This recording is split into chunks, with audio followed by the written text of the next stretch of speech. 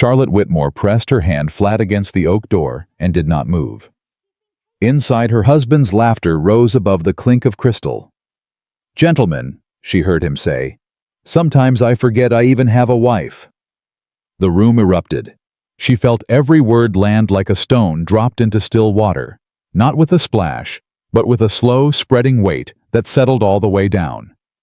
She was holding the estate's account ledger, the one that proved they had 11 weeks before he lost everything. She turned and walked back into the dark. If this story moved you, subscribe to our channel and follow Charlotte's journey all the way to the end. Drop your city in the comments below. I want to see how far this story has traveled. The summer of 1815 arrived in Kentucky the way it always did. Sudden and unforgiving heat, pressing down on the bluegrass hills like a hand that refused to lift. The roads out of Lexington baked into pale ribbons of dust, and the creek that ran along the eastern edge of Caldwell land dropped low enough that a man could cross it without wetting his boots. Charlotte Whitmore Caldwell had not left the manor in 4 days. Not because she was unwell. Not because the heat deterred her. She had not left because there was too much to do, and because the work at this point could not wait for her comfort. She sat at the writing desk in the small room off the back corridor. Not the formal study, which was Nathaniel's, but the narrow room with one window that caught the morning light and a door that nobody ever thought to open. It was the room the previous housekeeper had used for tallying linen.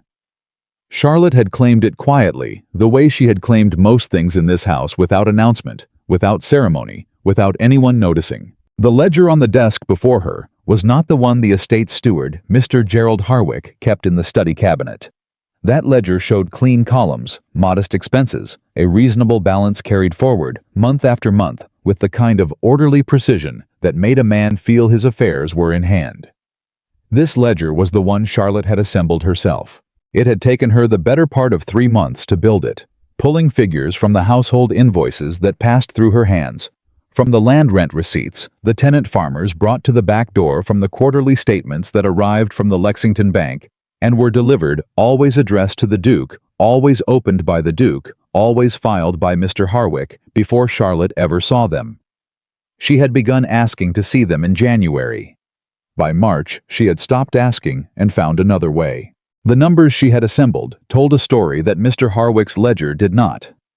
Caldwell Manor was not merely under pressure. It was 11 weeks from ruin. She pressed her fingers against her eyes and held them there. She was 24 years old. She had been married for 3 years. In those 3 years, she had produced no children, which was the thing everyone in Fayette County felt most comfortable discussing about her. She had come from Virginia, which was the second thing people mentioned usually as an explanation for why she seemed not to understand Kentucky manners.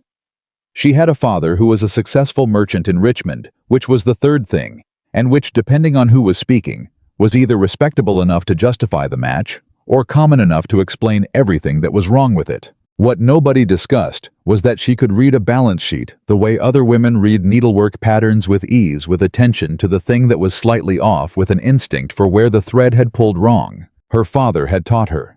He had no sons, and he had been, for a merchant, an unusually practical man. He had sat her beside him at his desk from the time she was 11 years old, and explained without sentiment that the world would try to make her dependent on the arithmetic of others, and that this was a condition a woman of sense should work to correct. Charlotte had taken the lesson to heart. She had tried in the early months of her marriage to be useful in the way a wife was expected to be useful, managing the household staff, overseeing the kitchen accounts, receiving callers, ordering the menus for dinners she attended alone because Nathaniel was always somewhere else. She had done all of this correctly. She had done none of it in a way that anyone found remarkable. Then, in the autumn of her second year, she had asked Mrs. Henley the cook why the flour order had been doubled when the household staff had not grown, and Mrs. Henley had looked at her with the expression of a woman who had been waiting a long time for someone to ask. That was where it had started. "He doesn't know," Mrs. Henley had said, meaning Nathaniel, meaning the Duke. "Mr. Harwick handles all of it." "I understand that," Charlotte had said. "Tell me what you know." What Mrs. Henley knew had led her to the miller, and the miller to the timber merchant, and the timber merchant to a land transfer document that listed 23 acres of Caldwell bottomland as sold at a price 30% below market value to a holding company. Charlotte had never heard of in a transaction dated 8 months before she had even arrived in Kentucky. She had spent the winter finding the rest. Now it was summer, and the rest was here on her desk, and it was worse than she had first estimated. She closed the ledger. She held the cover flat with both palms as though it might fly open on its own. 11 weeks. She needed to speak to Nathaniel. The problem with speaking to Nathaniel was not that he was unkind. He was not an unkind man. He was 32 years old, broad-shouldered and dark-haired, and he had the kind of face that made people assume he was paying attention even when he wasn't. He had been educated at the College of William and Mary. He had traveled to Philadelphia twice and once to Boston. He was, by the standards of Fayette County society, a man of cultivation and standing. He was also a man who had spent the 3 years of their marriage perfecting the art of not being present, not absent. That was the particular distinction Charlotte had made in her own mind carefully and without bitterness, because bitterness took energy she didn't have to spare. Nathaniel was not absent. He was there most evenings. He appeared at breakfast when he didn't ride out early.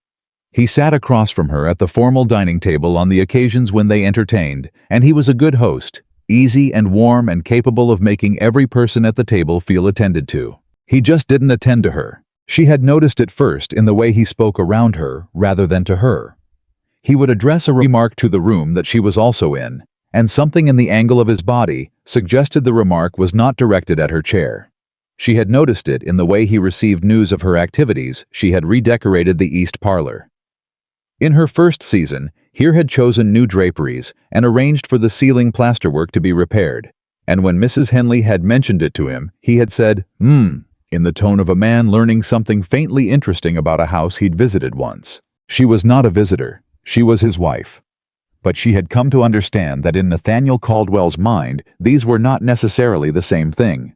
Heir had agreed to the marriage because their fathers had agreed to it. Her father offering financial connection and Virginia respectability. His father offering the Caldwell name and a dukedom that still meant something in Kentucky drawing rooms. It had been a practical arrangement. Charlotte had known this going in. She was not a woman who had harbored girlish illusions about what the negotiation of her future would look like. She had simply hoped after the marriage that he might become curious about her. He hadn't. And so she had become curious about his estate instead. It was the only part of his life that seemed to need someone.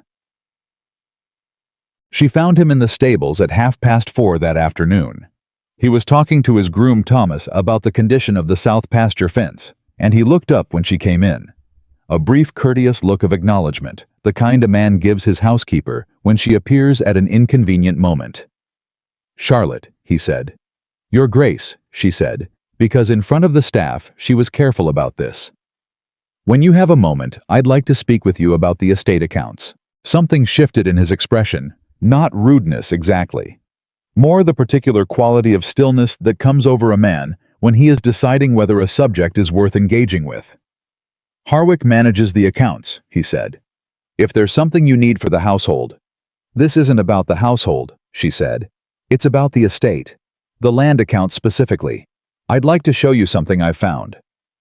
He looked at her for a moment longer than was comfortable. "I'll come to the study after supper," he said. He did not come to the study after supper. She waited until 9 o'clock. Then she went to find him and was told by the butler that the Duke had been called to the Harrington house for the evening. The Harrington house was where Nathaniel spent a great deal of his time that summer. Edward Harrington was his cousin, the son of his father's younger brother, born and raised on a small property 30 miles east of Caldwell land. He was a pleasant-faced man in his mid-30s, with an easy manner and a talent for making other people feel that they were the most interesting person in the room.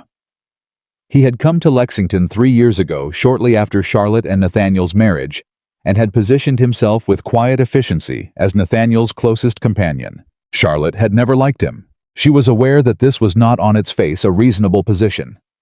Edward had done nothing she could point to. He was unfailingly polite to her in the careful, slightly overdone way that sometimes indicated genuine courtesy and sometimes indicated something else entirely. He called her Cousin Charlotte, with a warmth that ought to have been welcoming. He supported every one of Nathaniel's decisions and gently redirected any conversation that moved toward uncomfortable topics, including she had noticed conversations about estate management. But she could not shake the feeling that Edward Harrington was a man who had decided something about her future and was waiting patiently for the future to arrive. She put the feeling aside. She did not have room for feelings that she couldn't demonstrate. What she could demonstrate was in the ledger. She tried again the following Tuesday. Nathaniel was in the formal study. She could see the lamp burning under the door, and she knocked, waited, and entered when he told her to come in. He was reviewing some papers. He looked up, and for a moment she thought she saw something flicker behind his eyes. Not guilt exactly, but the faint recognition of a man who knows he has not kept a promise and is mildly surprised to be confronted with the fact. "I asked to speak with you last week," she said. She kept her voice even. She had learned over 3 years that even voices were heard differently than raised ones in this house. "I know," he said. "I apologize. Edward needed it wasn't convenient that night." "I understand," she said. "I'd like 15 minutes now if you'll allow it." She set the ledger on the desk before he could answer. He looked at it the way a man looks at something he doesn't recognize but doesn't want to ask about. "What is this?" he said. "It's the estate's actual financial position," she said. "Not Mr. Harwick's version, mine. I've spent several months compiling it from the source documents, invoices, rent receipts, bank statements, land transfer records. I'd like to walk you through the main findings." Nathaniel leaned back in his chair. He did not reach for the ledger. "Charlotte," he said, and there was something in his tone patient, careful, the tone a man uses when he is about to explain something he considers obvious. "Harwick has managed these accounts for 12 years. He managed them before my father died, and he's managed them since. He is a professional man with considerable experience." "He's been diverting funds for at least 2 years, she said. The patience drained out of his expression. "That is an extremely serious accusation," he said. "Yes," she said. "It is. Which is why I've spent 3 months making sure I could support it before I came to you." She opened the ledger. She turned it to face him. She put her finger on the line she wanted him to look at, first the timber account, which was the clearest single example, the one that was hardest to argue with, and she waited. He looked at the page. She watched him look at it. She watched the slight crease form between his brows that meant he was reading carefully, not just glancing.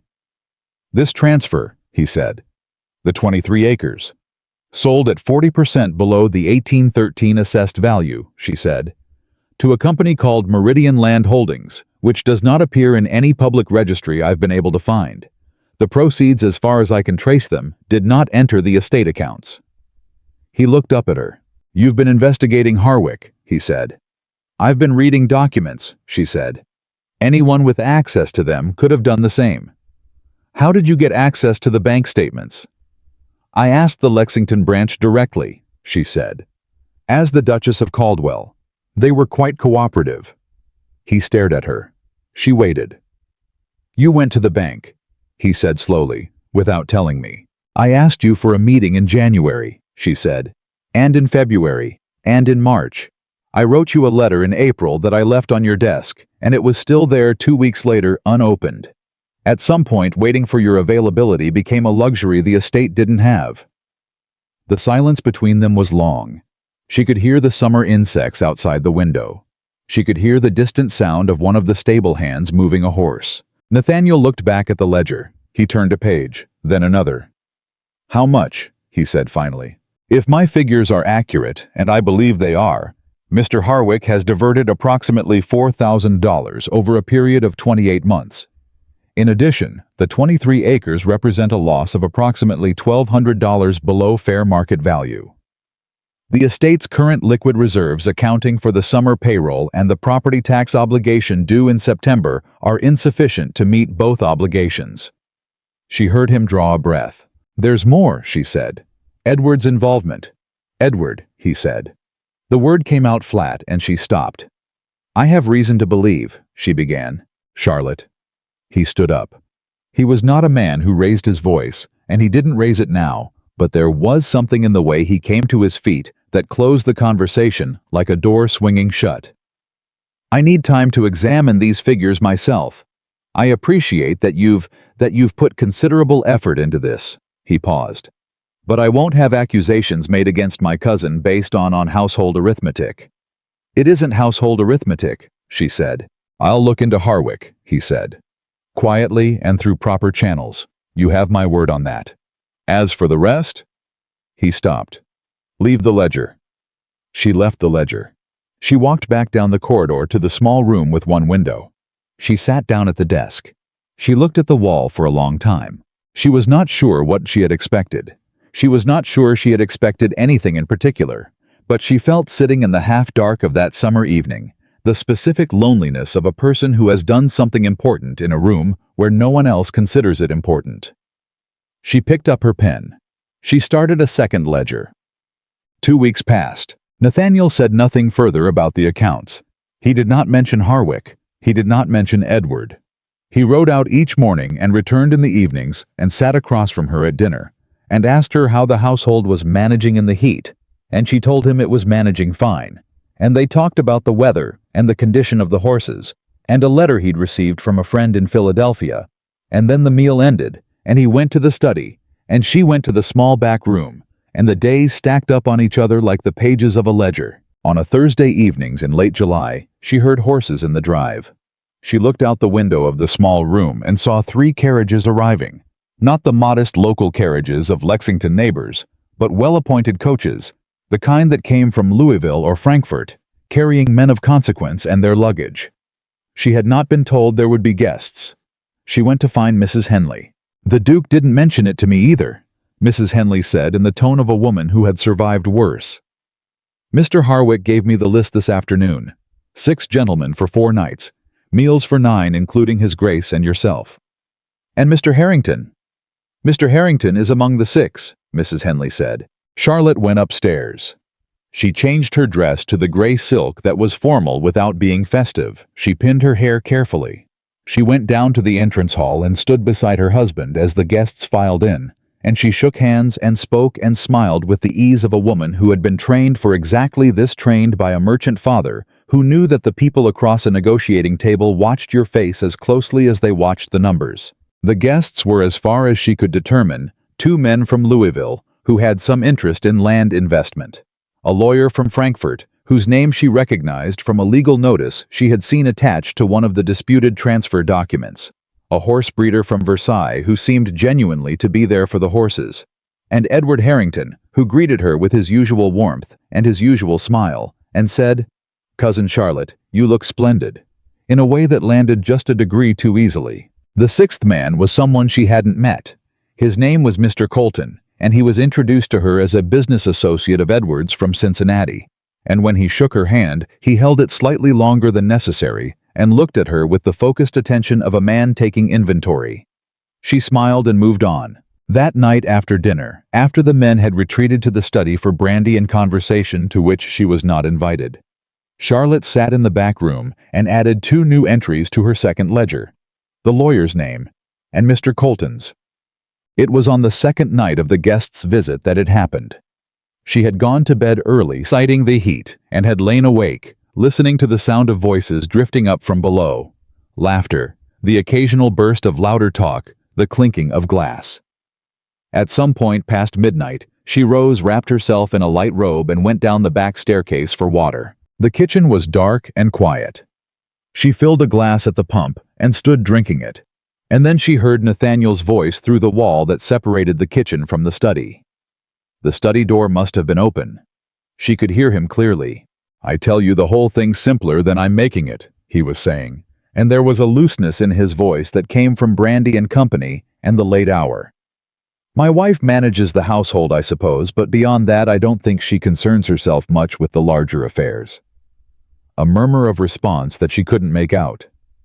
"Charlotte's a fine enough woman," Nathaniel said. "Quiet, good manners. The truth is, gentlemen, sometimes I forget I even have a wife." The room laughed. She stood in the kitchen with the glass in her hand and felt the words settle. Not with tears. She was past the point where this kind of thing brought tears. She felt it instead, the way you feel a door closing on a room. You'd spent a long time trying to enter a click, and then a silence, and then the particular clarity of understanding that you have been standing in the wrong place. She set the glass down on the counter. She went back upstairs. She lay in bed with the darkness pressing down, and she looked at the ceiling, and she thought with a precision that surprised even her. He doesn't know what I know. He doesn't know what I've already done, and he doesn't know what I'm going to do. She was not angry. Or rather, she was angry, but the anger had somewhere to go. It had a direction. It had a use. The estate was 11 weeks from ruin, and her husband had just announced to a room full of men, including the lawyer attached to a fraudulent land transfer and the business associate of the cousin she believed was at the center of it, that his wife was not a concern. Good, she thought. Let them believe that. The next morning, Charlotte rose at 6, dressed without the help of her maid, and rode into Lexington before breakfast. She went to the office of a man named Augustus Finch. Augustus Finch was 61 years old, retired from a legal practice that had by all accounts been distinguished, and now spent his mornings in a small office above the dry goods store on Main Street, consulting for clients who had the sense to seek him out. Charlotte's father had corresponded with him twice on commercial matters, and had mentioned him in a letter the previous winter as a man of uncommon reliability. She had written to him in April. He had written back. This was the first time she had come in person. "Mrs. Caldwell," he said when she was shown in. He rose from his chair. He was a small, careful-looking man with spectacles, and the deliberate manner of someone who had long since stopped being surprised by what people brought through his door. "Please sit down." She sat. She placed her second ledger on the desk. "I believe I have sufficient documentation to support an inquiry," she said, "into the conduct of the estate steward Mr. Gerald Harwick, and into a series of land transfers that I believe were fraudulent. I also believe there is a third party involved, though that element of my evidence is less complete." He looked at her over his spectacles. "The third party," he said. "Is it someone in this room, or merely someone close to your household?" "The latter," she said. "Very close." He nodded slowly. "Show me what you have," he said. She showed him. An hour and a half later she rode back to the manor with something she had not had when she left Augustus Finch's word, that he would begin a quiet legal review of the land transfers, and his opinion delivered in the careful language of a man who chose his certainties precisely, that her documentation was in his phrase, not nothing. She returned to find the house stirring with the sounds of the guests at breakfast. She changed her dress and went down and sat at the table and poured her coffee and listened to the conversation around her with the polite, half-present expression of a woman who was not particularly engaged. Nathaniel glanced at her once across the table. She smiled. He looked away. Edward, sitting 2 seats down, watched her for a moment longer than Nathaniel had. He was not a stupid man. She had always known that. He saw something in her expression. Not enough. She thought not enough to tell him anything but something. She looked down at her cup. "Lovely morning," she said to no one in particular. The guests left on Friday. The house went quiet again. On Saturday morning, Nathaniel came to the small back room. He stood in the doorway. He had never, she realized, actually entered this room, not in 3 years, and looked at her at the desk with her papers and said, "Harwick resigned this morning." She looked up. "He left a letter," Nathaniel said, "on the study desk, addressed to me. He said he felt his situation had become untenable, and he was seeking a position elsewhere." "Did he say why?" she asked. "He did not." Nathaniel's jaw was tight. He was looking at her with an expression she had never quite seen on him before. Not guilt, not apology, but something in the neighborhood of both. Something searching. "The figures in your ledger, regarding the land transfers, how certain are you of them?" "Entirely," she said. "I've had someone from the bank come to look at the accounts," he said. "He confirms there are discrepancies." "Yes," she said. $4,000 is a great deal of money." "It is," she said. "The property tax falls due in September," he said. "September 14th, she said. "I have the notice." He looked at her. The searching quality in his expression deepened. "You've been managing this," he said. "Not an accusation. Something else. Something that might, if it was allowed room to grow, become recognition." "I've been documenting it," she said carefully. "Managing it would have required your authority. I haven't had that." The silence held for a beat. "You have it now," he said. She looked at him for a long moment. "I'd like that in writing," she said. It was not what he expected her to say. She could see that plainly. He blinked once, and something shifted the smallest possible movement in the landscape of his face. "All right," he said. "And I'd like to speak with you about Edward," she said. His expression closed. "Charlotte." "In your own time," she said. "Not today if that's not what you want. But eventually, when you're ready to hear it." He stood in the doorway for another moment, and then he nodded once and walked away. She watched the empty doorway. She picked up her pen. She opened the ledger to a clean page, and at the top she wrote in her clear, deliberate hand, "Remaining work." Then she began to list. The letter Nathaniel wrote her was 7 lines long. She read it 3 times at her desk before folding it and placing it inside the cover of the second ledger. 7 lines, formal and precise, authorizing Charlotte Whitmore Caldwell, Duchess of Caldwell, to act on behalf of the estate in all matters pertaining to accounts, land holdings, tenant relations, and financial obligations, pending the resolution of the current stewardship vacancy. 7 lines. 3 years too late. And exactly what she needed. She did not allow herself to feel the bitterness of the timing. Bitterness was a weight she couldn't carry, and still move fast, and she needed to move fast. Harwick was gone, but the damage he'd done wasn't going anywhere, and the men who had visited this house 4 days ago were not men who had come all the way from Louisville and Frankfurt for the pleasure of Nathaniel's company. She knew what they had come for. She just needed to prove it. The first thing she did with her new authority was ride out to the tenant farms. There were 11 families on Caldwell land, small farmers who worked sections of the estate under lease agreements that were supposed to be reviewed and renewed each spring. Charlotte had reviewed the lease records in her second ledger and found that 3 of them had been quietly altered. The rental figures written into the official copies in Harwick's files did not match the amounts the farmers were actually paying. The difference was not large on a per-family basis. Across 3 families over 2 years, it added up to something that had gone somewhere other than the estate accounts. She rode out on a Monday morning with Thomas, the head groom, who had worked the Caldwell land for 20 years and knew every family by name. The first farm belonged to a man named Silas Pruitt, and when Charlotte rode up to his fence, Silas came out of his barn with the wary expression of a man who had learned over time that visits from the manor rarely meant good news. "Mrs. Caldwell," he said, pulling off his hat. "Good morning, Mr. Pruitt," she said. "I'd like to ask you a few questions about your lease if you have a moment." He had a moment. He had the look of a man who would always make a moment for someone who bothered to ride out and ask directly. "Your current lease payment," she said. "What does it come to quarterly?" he told her. She wrote it down. She thanked him. She rode to the next farm. By the time she had spoken to all 3 families, whose records showed discrepancies, she had confirmed what she suspected. Every one of them was paying the amount in their original lease agreements. None of them had been informed of any changes. None of them had signed anything new. The altered records in Harwick's files were fabrications. Someone had changed the numbers on the manor's copies and pocketed the difference. That someone had, also, she was now beginning to understand, been significantly more organized about it than she had initially estimated. She rode back to the manor faster than she'd left. Thomas caught up with her at the stable gate. "Ma'am," he said, pulling his horse alongside hers. He was a quiet man, Thomas, steady and unhurried in the way of men who spent their lives around animals.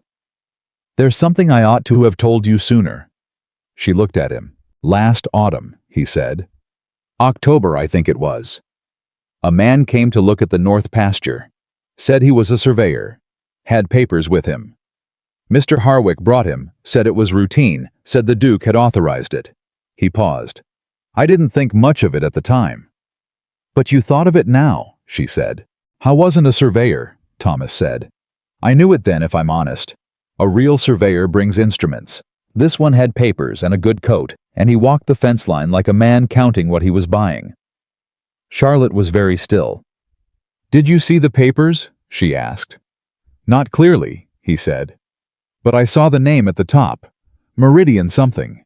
Meridian Land Holdings. The same company that had purchased the 23 acres of bottomland at 40% below value. The same name that appeared in no public registry." She thanked Thomas. She went inside. She went to the small back room and sat down and opened the second ledger and added a new entry: North Pasture Unauthorized Survey, October 1814, pre-planned. This hadn't been opportunistic theft. Harwick hadn't been skimming what he could reach. This had been planned perhaps long before she arrived, a systematic dismantling of Caldwell assets piece by piece, in small enough increments that no one would notice until the estate was too far gone to recover. The question was, who had planned it? Harwick was not, in her estimation, a man with the imagination for something this deliberate. He was competent. He was experienced. He knew accounts. But the Meridian Land Holdings connection, the lawyer from Frankfurt, who had been in this house 4 nights ago, the man named Colton, who had assessed her like a merchant pricing inventory, those connections pointed to something larger than one steward's private greed. They pointed to someone who had known what the estate was worth, and had been patient enough to wait for the right conditions to take it. She thought about Edward Harrington. Then she stopped thinking about Edward Harrington, because thinking without evidence was exactly the kind of thing that had made Nathaniel dismiss her the first time she'd come to him. She needed more than instinct. She needed paper. She picked up her pen and wrote a letter to Augustus Finch.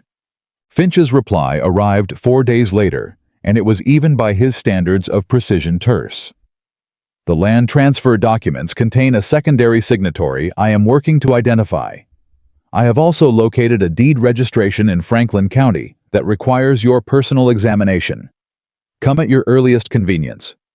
Bring the original lease agreements if you have them." She had them. She had made copies of everything. She told Nathaniel at dinner that evening that she needed to ride into Lexington the following morning on estate business. "Of course," he said without looking up from his plate. She waited to see if he would ask what business. He did not. She set down her fork. She picked it up again.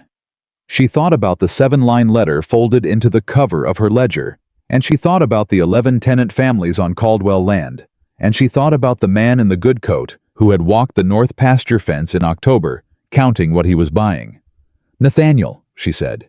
He looked up. "I need you to know something," she said. "I'm not doing this to embarrass you. I'm not doing it to prove the point. I'm doing it because if I stop, this estate will not survive the year." He looked at her. The careful, assessing look she'd seen him give to horse traders and land agents, the look he used when he was deciding whether someone was worth taking seriously. "I know that," he said quietly. "I need you to know it from me," she said. "Not from a ledger." A pause.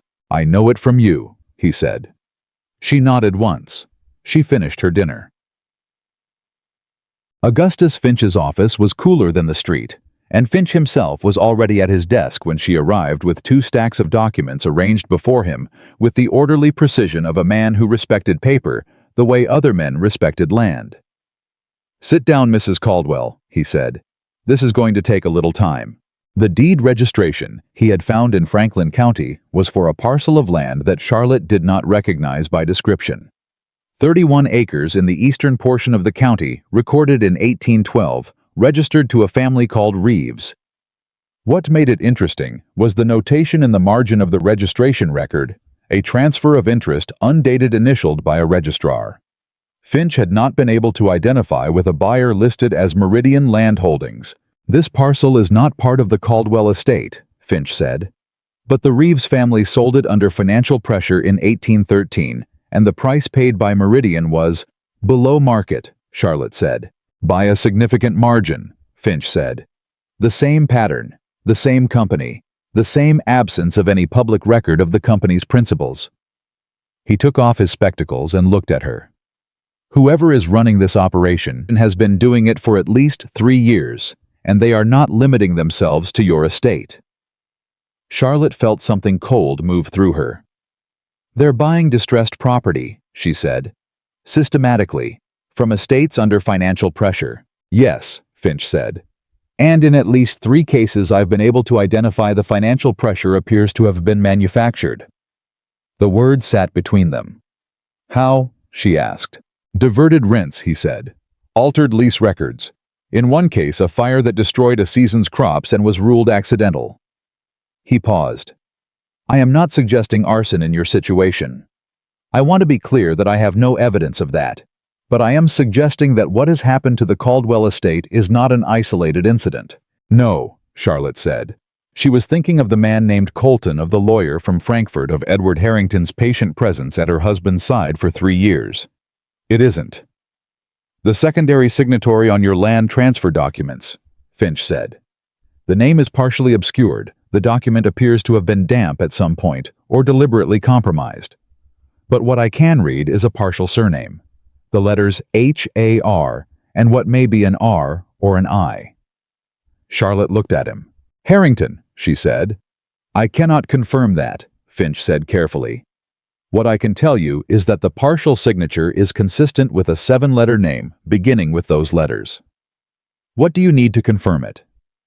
A sample of the relevant party's handwriting, Finch said.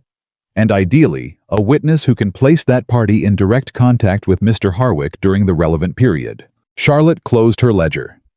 She sat very straight in her chair and looked at the stacks of paper and thought about what she had and what she still needed. Give me 2 weeks, she said. She found the handwriting sample in the place she should have looked 6 months ago. The household correspondence file. Every letter that passed through Caldwell Manor was logged by the butler and filed by Quarter. Charlotte had access to the file. She had always had access to it technically, but she had never thought to look because she had not known what she was looking for. Now she knew. She went through the file for the previous 2 years, and she found 7 letters from Edward Harrington to Nathaniel. Each one courteous and unremarkable on its surface notes about shared social plans. A horse purchase, a dinner invitation. She also found 3 letters on the same paper stock that were addressed not to Nathaniel, but to H. A single initial, no surname, and these were not filed under Harrington's name. They were filed under the quarterly household expense correspondence, tucked behind a stack of supplier invoices, as though someone had placed them there, expecting them never to be found. She read all 3. The first was cryptic enough that she wasn't certain of its meaning. The second was clearer. The third made her sit very still for a long moment before she reached for her pen. The third letter contained a reference to the Northern Acreage Survey and a phrase about the remaining timeline. It was written in the same neat, economical hand as the letters from Edward to Nathaniel. It was signed with a single E. She had the handwriting sample. She went to find the witness. Tapag. The witness was Mrs. Henley. Charlotte had always known that Mrs. Henley knew more than she said. It was a quality Charlotte respected. A cook who lasted 20 years in a house like this was a woman who had learned the value of knowing when to speak and when to wait. She found her in the kitchen garden, cutting herbs in the late afternoon heat, and she sat on the low stone wall and said without preamble, Mrs. Henley, I need to ask you something directly, and I need a direct answer. Mrs. Henley straightened up. She looked at Charlotte with the expression of a woman who had been waiting for exactly this conversation. Ask, she said. Mr. Harwick and Mr. Harrington, Charlotte said. Did they meet privately regularly, not in the study with the Duke, but separately here at the house or elsewhere? Mrs. Henley was quiet for a moment. There was a Thursday meeting, she said finally. For most of last year, Mr. Harrington would come on Thursday afternoons. He and Mr. Harwick would use the study when the Duke was out. Mrs. Bright, that was the former housemaid who had left the previous spring, would serve them and then be asked to leave. Did you ever hear what they discussed? Once, Mrs. Henley said. I wasn't meant to. I was in the corridor outside, and I heard Mr. Harrington say... She stopped. She looked at Charlotte steadily. He said, when the estate transfers, the staff positions will be evaluated. And then he laughed a little. Charlotte felt the clarity arrive the way it always did, not with drama, but with the specific weight of a thing falling into its correct place. When the estate transfers, she repeated. Yes, Mrs. Henley said. That's what he said. Would you be willing to say that in front of a lawyer? Charlotte asked. Mrs. Henley picked up her basket. I'd be willing to say it in front of the governor, she said. She told Nathaniel that evening. Not everything, not the letters, not Finch, not the handwriting. She told him the piece she thought he could hear, the piece that didn't require him to believe in something he had no framework for yet. She told him about the Thursday meetings. She told him what Mrs. Henley had heard. She watched his face. He did not dismiss it. That was the thing she noticed first. He did not reach for the comfortable conclusion that Mrs. Henley was mistaken, or overhearing something out of context, or projecting. He sat with it. He looked at the floor. He was quiet in the way of a man working through something difficult. When the estate transfers, he said quietly. Yes, she said. He said that. Mrs. Henley says he said it. I believe her. Nathaniel was quiet for a long moment. He's been my closest friend for 3 years, he said. It was not a defense. It was more like a man saying aloud a fact he had suddenly realized he couldn't rely on. I know, Charlotte said. She kept her voice even. I brought him into this house, Nathaniel said. I trusted him with nearly everything. He was very easy to trust, she said. That wasn't carelessness on your part. It was calculated on his. He looked at her. You've known about this for how long? He said. I've suspected it for several months, she said. I've had anything approaching evidence for about 2 weeks. And you didn't tell me. I told you about the accounts in March, she said quietly. And in February. And in January. She didn't say it with an edge. She said it the way you state a fact in a ledger because it was true, and because the truth of it mattered. When I came to you with numbers, you sent me to Harwick. I needed to come to you with something that couldn't be explained away. The silence between them was different from other silences they had sat in. This one had weight on both sides. What do you need from me? He said finally. She leaned forward. I need you not to see Edward, she said. Not until I've spoken with Mr. Finch again. I need you not to give him any reason to think something has changed.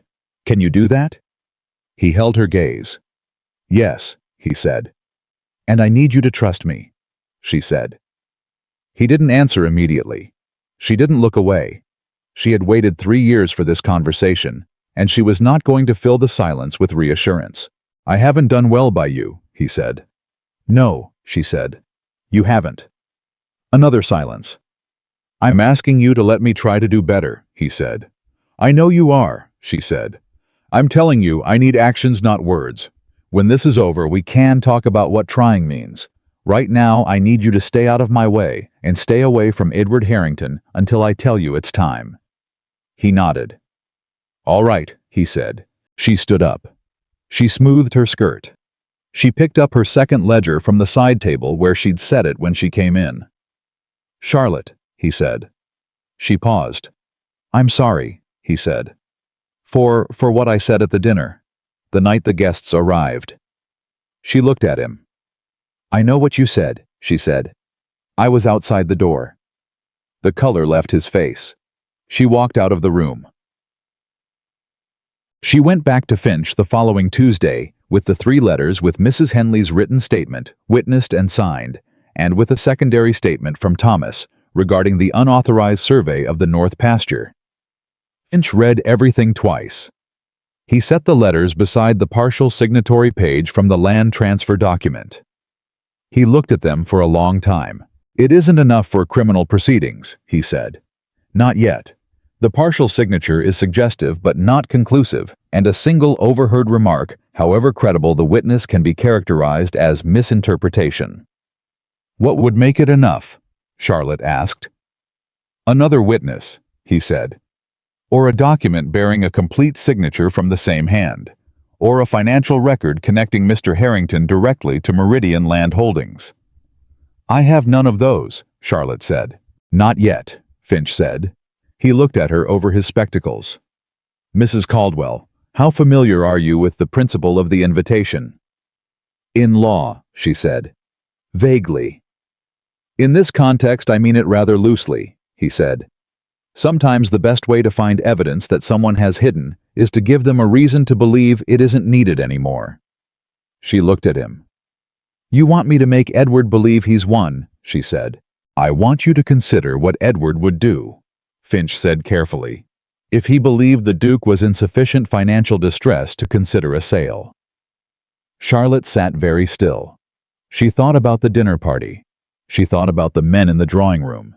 She thought about Colton's assessing eyes and the lawyer from Frankfurt, and Edward's patient, careful warmth over 3 years of cultivating exactly this moment. "He'd make an offer," she said slowly. "And an offer," Finch said, "would require him to reveal in some documentary form the nature of his relationship to the buyer." "Meridian Land Holdings," Charlotte said. "That is my expectation," Finch said. He folded his hands. "The question is whether you can create the conditions for such an offer to be made, without the Duke's knowledge ideally, to preserve the appearance of genuine distress." "Nathaniel won't," she began. "I'm not asking him to perform distress," Finch said. "I'm asking whether you can allow the existing impression to persist a little longer. The impression that the estate is in trouble, and the Duke is unaware of its full extent." Charlotte looked at the papers on his desk. She thought about Nathaniel's face the night she had told him she was outside the door, the color that had left it and not fully returned. "Yes," she said. "I can do that." "There is one more thing," Finch said. "The winter gathering. The Caldwell Manor Christmas event. You hold one annually, I believe." "We do," she said. "December usually. 50 or 60 guests." "That would be the appropriate occasion," he said. "A social event of that scale with witnesses of standing. If Mr. Harrington receives the right information before that date, believes the estate is approaching a forced sale, I would expect him to move quickly." "That's 4 months," Charlotte said. "Yes," Finch said. "It will take all of that." She picked up her ledger. She stood. "Mr. Finch," she said, "if I bring you what you need, a document, a signature, a clear financial connection, what then?"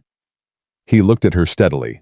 "Then," he said, "I will make certain that every person in that drawing room understands exactly what has been done, and by whom, and what it would have cost the people of this county if a 24-year-old woman from Virginia hadn't decided to pay attention."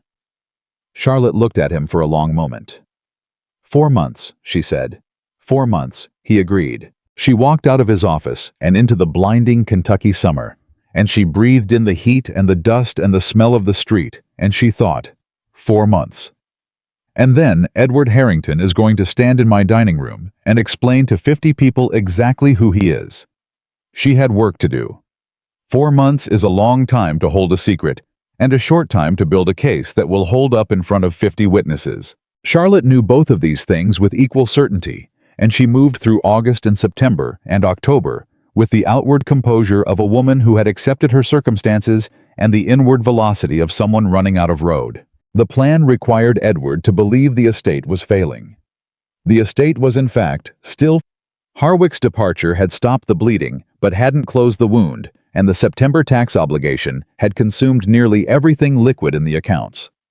Charlotte had managed it barely by calling in 2 outstanding debts owed to the estate that Harwick had apparently not bothered to pursue, and by negotiating a 30-day extension with the county tax office through a letter so precisely worded that the official who received it later told his colleague it was the clearest correspondence he'd handled all year. Nathaniel knew about the extension. He had signed the letter. He had not asked her how she'd drafted it or what it had taken to secure it. He was learning slowly and imperfectly that there were things Charlotte managed better when he stayed out of them, but the learning was still uneven, still punctuated by moments where his instinct was to step in, and his pride was to pretend the situation was less dire than it was. She let him have those moments. She didn't have the energy to fight him on the edges while she was fighting Edward at the center. Edward, for his part, was performing patience. He came to the manor twice in August, once under the pretext of a social call, and once with a business proposition about a horse breeding arrangement that Nathaniel found interesting enough to discuss at length.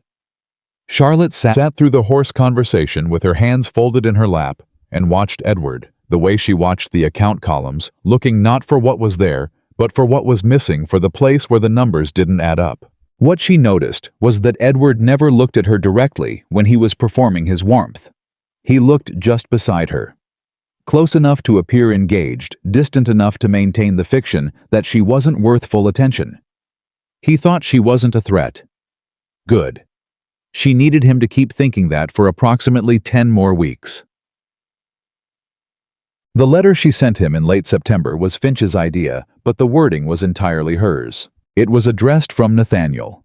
She had his authority and his signature, which he gave her without reading the letter, closely trusting her in the uneven, still-forming way he was developing, and it was crafted to accomplish one precise thing, to make Edward believe that Nathaniel was considering a partial sale of Caldwell land to address the estate's financial pressures, and that he was soliciting advice from family before making any formal approach to buyers. It was not a lie. It was a conditional truth with one strategic omission. The conditional being that Nathaniel had no actual intention of selling anything, and the omission being that the letter's author was Charlotte. She sealed it herself. She sent it through the regular post. She told Nathaniel what she'd done 2 days after it was sent, sitting across from him at the breakfast table on a Tuesday morning, while the summer heat was finally beginning to break into something cooler. He looked at her over his coffee cup. "You signed my name to a letter to Edward," he said. "I had your authority to act on estate matters," she said. "The letter pertains to estate matters. It also pertains to my personal relationship with my cousin." "Yes," she said. "I know. I'm sorry for that part specifically. But I needed him to believe the information came from you, and I needed it to reach him before I had time to second-guess the wording." Howe was quiet. She watched him decide something. "What do you expect him to do?" he said. "Come to you with an offer," she said. "Or have someone come to you with an offer. Either way, there will be a document involved, and that document will tell us what I need to know." He set down his cup. "And if he doesn't," he said, "if I'm wrong about him, then I'll have used your name to send a mildly awkward letter to your cousin," Charlotte said. "And you'll have grounds to be angry with me, and we'll address it accordingly." "I'm not going to be angry with you," he said. "You might be," she said. "I'd rather you be angry with me for the right reasons than let you keep trusting him for the wrong ones." Nathaniel looked at her for a long moment. There was something in his face that she was still learning to read, something that had been there for the past several weeks, ever since the night she'd told him she was outside the door. It was not guilt anymore, or not only guilt. It was something with more effort in it than guilt. "All right," he said. "We wait." They didn't wait long. Edward's response arrived in 11 days, not a letter, but a visit.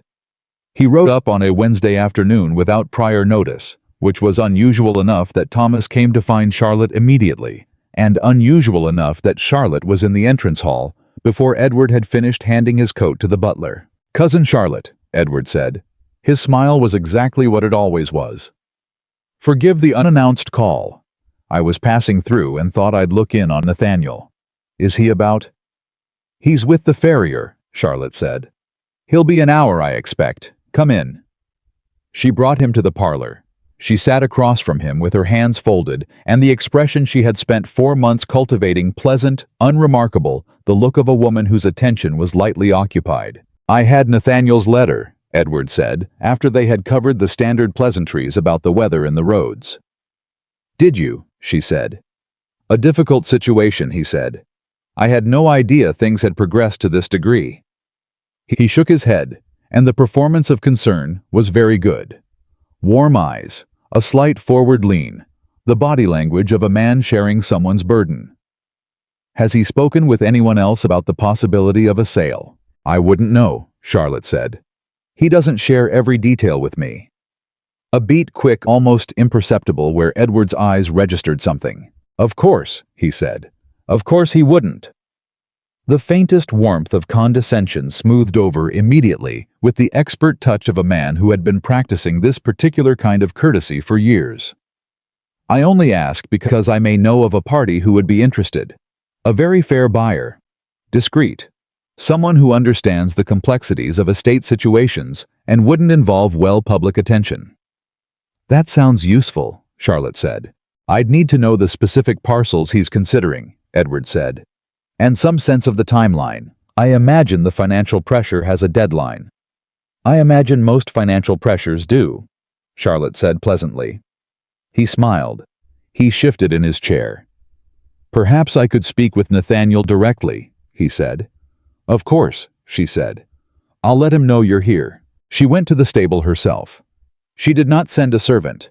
She found Nathaniel with the farrier, and she touched his arm, and she said very quietly, He's in the parlor. He's already mentioned a buyer. I need you to ask him to put whatever proposal he has in writing. Tell him you'll need it for your lawyer before you can discuss any terms. Don't agree to anything. Just get the paper. Nathaniel looked at her. His jaw was set. He came because of your letter, he said. Yes, she said. He's moving fast. He thinks we're out of time, she said. That's the point. Can you do this? Yes, Nathaniel said, and the word came out harder than she expected. Not at her, but at the situation, at the recognition arriving in him piece by piece with the weight of something that couldn't be put down once you'd picked it up. Yes, I can do this. She waited in the small back room while they talked. It took 40 minutes. When Edward left, she heard his horse on the drive and counted to 100 before she came out. Nathaniel was in the corridor. He held out a single folded sheet. He had it written already, he said. In his coat pocket. He had it ready. Charlotte took the paper. She opened it. It was a proposal formal carefully worded for the sale of 60 acres of Caldwell, north and east pasture land, to a purchasing entity identified as Meridian Land Holdings, at a price that was she calculated in 3 seconds of mental arithmetic, roughly 35% below the land's assessed value. The proposal was signed. The signature was Edward Harrington written out in full in the same neat economical hand she had found on the letters in the household correspondence file. She read it twice. She folded it. Are you all right? She said to Nathaniel. He laughed a short, unpleasant sound with no humor in it. My cousin came to my house, he said, with a proposal he had written before I'd agreed to see him to buy my land at a fraudulent price through a company he's been using to strip this estate for 2 years. He stopped. No, I'm not all right. Good, she said. Stay angry. I need you for the next 8 weeks. She took the proposal to Finch the following morning and watched him read it with the focused stillness of a man who had expected something, and was still despite himself surprised by the precision of it. He had it drafted in advance, Finch said. In his coat pocket, Charlotte said. Finch set the paper down. He looked at it.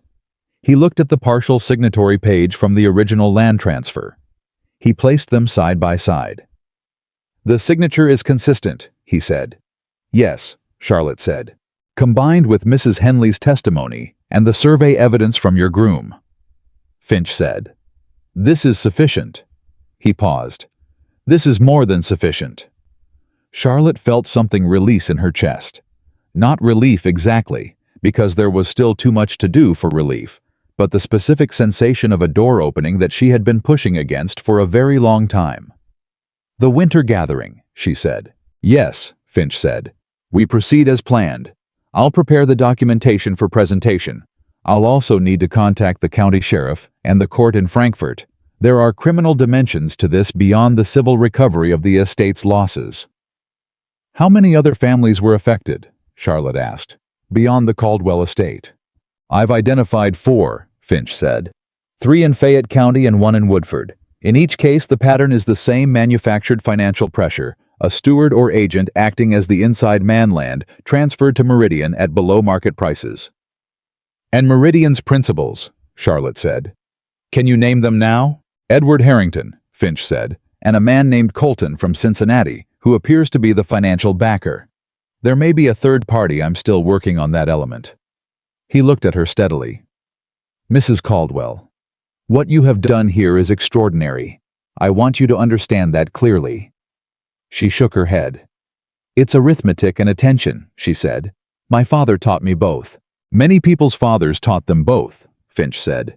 Not many of them would have done what you've done with it. She picked up her ledger.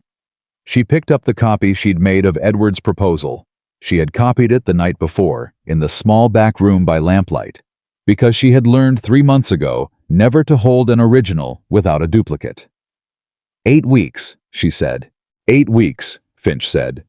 And then Edward Harrington will stand in your dining room and find himself rather surprised. The 8 weeks were the hardest of the 4 months.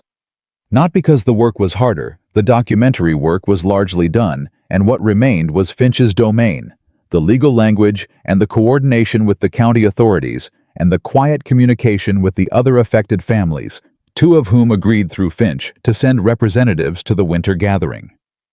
But because waiting when you know what you're waiting for is its own particular trial, Edward came twice more to the manor in October. Both times, he was charming, solicitous, gently pressing Nathaniel on the timeline for a decision, without ever quite pressing hard enough to seem impatient. Charlotte was present for both visits. She poured tea and offered pleasantries, and watched Edward perform his concern for his cousin's well-being, and she held everything she knew very still inside her and showed him nothing. Nathaniel was less composed. She could see the effort it cost him sitting across from a man he had trusted for 3 years, knowing what he now knew, and having to maintain the appearance of ordinary affection. He did it. He did it imperfectly, with a tightness around his jaw that Charlotte hoped Edward attributed to financial strain, but he did it. After Edward's second October visit, Nathaniel sat in the study for a long time without coming to dinner. Charlotte sent a plate to him and left him alone. Later, past 9 o'clock, he appeared in the doorway of the small back room. "May I come in?" he said. She looked up from the correspondence she was drafting. "Yes," she said. He came in. He sat in the chair by the window, the one she had placed there for her own use, the one nobody had ever sat in before, because nobody ever came in here, and he looked at his hands. "I keep thinking," he said, "about how long I gave him access to everything. The accounts, the tenants, the land records. I trusted Harwick because Edward vouched for him, and I trusted Edward because—" He stopped. "Because it was easier than paying attention." "Yes," Charlotte said. "I missed it," he said. "All of it, for 3 years. He looked up. "You didn't miss it." "I was paying attention from the beginning," she said. "I had less to distract me." "That's a kind way of putting it," he said. "It's an accurate way," she said. "You were running an estate and managing a household of expectations and trying to be the man your father's title said you had to be. That's not nothing. You were just paying attention to the wrong things." He was quiet for a moment. "Are you always this fair to people who don't deserve it?" he said. "I'm accurate," she said. "That's different from fair." He looked at her, really looked the way he had not looked at her in 3 years of dinners and corridors and passing acknowledgments. "Charlotte," he said, "I said something at that dinner in July. Something I can't—" He stopped. "I don't have words for how wrong it was." "You don't need words," she said. "I need the December gathering to go as planned, and after that I need to know you'll do what Finch tells you when the time comes. That's what I need." "I'll do whatever Finch needs," he said. "And whatever I need," she said. He met her eyes. "Whatever you need," he said. The invitations to the winter gathering went out in the second week of November. 53 guests, the standard roster of Fayette County families, plus several from Frankfort and Louisville, whom Nathaniel had included without knowing that Finch had specifically requested their presence. The Frankfort guests included a circuit court judge named Abernethy, who was an old acquaintance of Finch's, and who had been Finch informed Charlotte in a brief note quietly apprised of the situation. Edward received his invitation. He accepted within 3 days. Charlotte read his acceptance note and felt the specific cold clarity that comes when a long-planned thing begins to move of its own weight. She spent the 2 weeks before the gathering finishing what she had started. She organized the documents in the order Finch had specified: the original land transfer, with the partial signature, the letters from the household correspondence file Thomas's statement, Mrs. Henley's statement, the survey records, and finally, Edward's proposal from September, signed and dated with Meridian Land Holdings, named in full. She copied everything twice and sent one complete set to Finch's office, and kept one in the cedar box she had bought in Lexington specifically for this purpose, and kept locked in the drawer of her desk in the small back room. She did not sleep well in those 2 weeks. She slept lightly and woke often and lay in the dark, going through the sequence of events she had planned, looking for the places where it could go wrong. There were several. Finch had been clear about that. Edward was not stupid, and if he sensed danger before the gathering, he would withdraw, and without him physically present in the room with witnesses of standing. The legal process would be slower and more uncertain, and the public dimension of it, the part that mattered for the estate's reputation and for Charlotte's position within it, would be lost. She needed him in this room. She needed him comfortable. She wrote him a personal note 1 week before the gathering. From herself, not from Nathaniel. She had not communicated directly with Edward in months, and the note was brief, welcoming, warm enough to be disarming, mentioning that Nathaniel was looking forward to speaking with him about a decision he had nearly reached. She signed it Charlotte Caldwell, in the same clear hand she wrote everything in, and she sealed it and sent it, and then went back to her desk and sat very still for a while. She was gambling that Edward's estimate of her was so fixed, so comfortable, so certain, that a warm note from the woman he'd written off as inconsequential would read as exactly that, inconsequential. A social pleasantry from a woman who didn't understand what was happening in her own house. 3 days before the gathering, his reply arrived. Dear Cousin Charlotte, how very kind. I look forward to the evening greatly, and to a productive conversation with Nathaniel. Your warm hospitality has always been one of the particular pleasures of Caldwell Manor. Yours E.H. She read it once. She set it in the cedar box with everything else. Productive conversation. She almost smiled. The night of the gathering arrived, the way significant nights always arrive, with an ordinary morning that gives no indication of what the evening will hold. Charlotte woke at 5, dressed without her maid, went to the small back room, and read through the document sequence one final time. She had it memorized. She read it anyway. Then she locked the cedar box, put the key in the pocket of her gray silk dress, the formal one, the one she'd worn the night she first sat through a dinner with Edward's guests, and went down to oversee the preparations. By 7 o'clock the manor was full. 51 of the 53 invited guests had come. 2 had sent their regrets due to illness, and their absence was the only variable she hadn't fully accounted for, and she let it go. The guests who mattered were present. Judge Abernethy from Frankfort, accompanied by his wife. 2 representatives of the Woodford County family who had agreed to attend.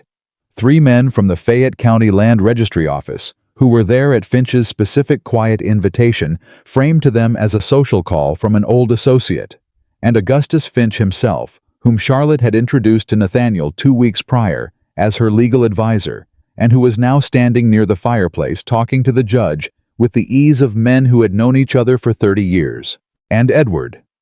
Edward arrived at 7:30 with the confidence of a man attending a party in his honor. He worked the room with his usual skill: handshakes, warm smiles, the easy gift of making people feel individually noticed. He found Nathaniel near the windows, and they shook hands and spoke briefly, and Charlotte across the room watched Nathaniel's face and saw him hold. Just barely. But he held. Edward found her 20 minutes later. Cousin Charlotte, he said, you've outdone yourself. The house looks magnificent. Thank you, she said. I'm glad you could come. Your note was most welcome, he said. He studied her with the pleasant, slightly assessing eyes of a man who was taking stock without appearing to. You mentioned Nathaniel was close to a decision. He is, she said. He wanted to speak with you this evening. I believe Mr. Finch has some documents he'd like to present as part of the conversation. Something moved in Edward's expression. The smallest recalibration barely visible, the adjustment of a man who has just registered an unexpected variable. Finch, he said. The lawyer. My legal advisor, yes, she said pleasantly. I didn't realize Nathaniel had engaged a lawyer, for he mentioned the sale would be handled quietly. It will be handled correctly, Charlotte said. Which requires a lawyer, I'm afraid. She smiled. Shall I tell him you're ready? Edward looked at her for 1 moment longer than he'd looked at her in 4 months of careful, studied dismissal. She saw the calculation happening behind his pleasant face. Of course, he said. She crossed the room to Finch. She leaned close to him and said quietly, He knows something is wrong. Don't give him time to think. Finch nodded once. He walked to the center of the room. He did not raise his voice. He simply spoke, and the particular authority of a man who has spent 40 years in courtrooms meant that the room quieted around him without him having to ask. "Ladies and gentlemen," he said, "I apologize for the interruption to the evening. The Duke of Caldwell has asked me to address a matter pertaining to the estate that I believe will be of interest to several people in this room." Charlotte moved to stand beside Nathaniel. He found her hand. He held it. She let him. Finch opened the leather satchel he'd carried in. He removed the documents one by one, and as he placed each one on the table that had been quietly positioned for this purpose, he named it aloud in the clear, deliberate voice of a man laying out evidence for a jury. The land transfer record, the partial signature, the letters from the household file, Thomas's statement, Mrs. Henley's statement, the survey documentation, and finally placed last face up so that the signature at the bottom was visible to anyone standing within 10 feet of the table. Edward Harrington's proposal from September, with Meridian Land Holdings written in full and his name signed beneath it. The room was very quiet. Charlotte looked at Edward. I was looking at the table. The pleasant expression was gone. In its place was the face of a man watching the ground fall away beneath him. Not panic, not yet, but the specific white stillness of someone who has just understood that the thing they believed was impossible has happened. "Mr. Harrington," Finch said with the courtesy of a man who had done this before, "I wonder if you'd like to explain your relationship with Meridian Land Holdings to the assembled company." The silence stretched. Edward looked up from the table. He looked at Finch. He looked at Nathaniel. He did not look at Charlotte. "I don't know what you think you found," he said. His voice was steady. She gave him credit for that. "We found 4 years of systematic fraud," Finch said without heat, without drama, the way you state a number in a ledger. "Across 5 estates in 2 counties. Manufactured financial distress, inside agents, suborned land, acquired below value through a holding company with no public registration. We've found your signature on a proposal presented to your own cousin for the purchase of his land at 35% below assessed value through the same entity." He paused. "Judge Abernethy, who is standing by the fireplace, has reviewed the documentation. I believe he has something to say." Abernethy stepped forward. He was a large, quiet man, and when he spoke, the room listened. "There will be a formal proceeding," he said, "in the new year.